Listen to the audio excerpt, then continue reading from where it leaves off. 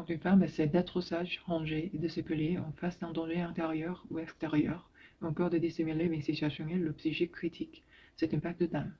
Tel enfant dans le conte qui ne lève guère la voix et essaie de faire comme si rien ne brûlait en elle, les femmes d'aujourd'hui présentent ce même trouble, normaliser l'anormal.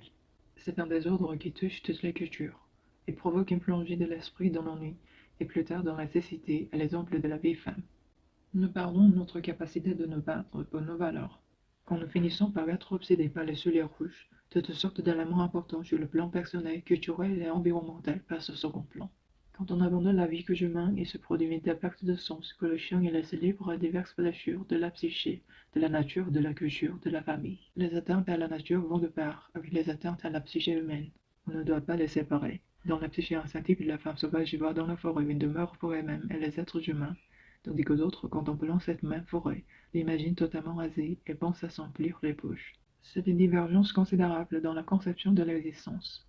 Quand les instincts sont endommagés, les êtres humains vont normaliser systématiquement les actes d'injustice et de destruction perpétrés à leur encontre et contre leur progéniture, leurs êtres chers, leur terre et même leur Dieu.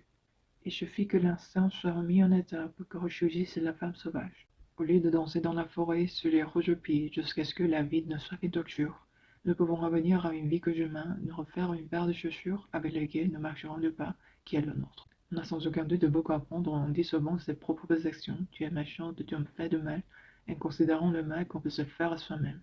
Mais ce ne doit pas être la fin de la démarche. Le piège dans le piège serait de penser que tout est résolu une fois qu'on a dissous les projections et accès à la conscience en soi-même. C'est quelquefois vrai, pas toujours.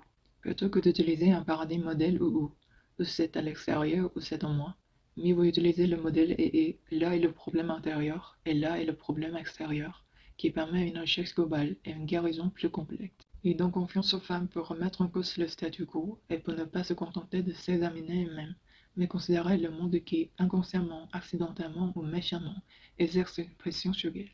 Le paradigme ne doit pas être utilisé pour se blâmer soi-même ou blâmer les autres. C'est plutôt une façon d'évaluer et de juger ce qui, à l'intérieur comme à l'extérieur, doit changer. Elle permet de ne pas traiter à la légère ses propres besoins, sans pour autant se détourner du monde.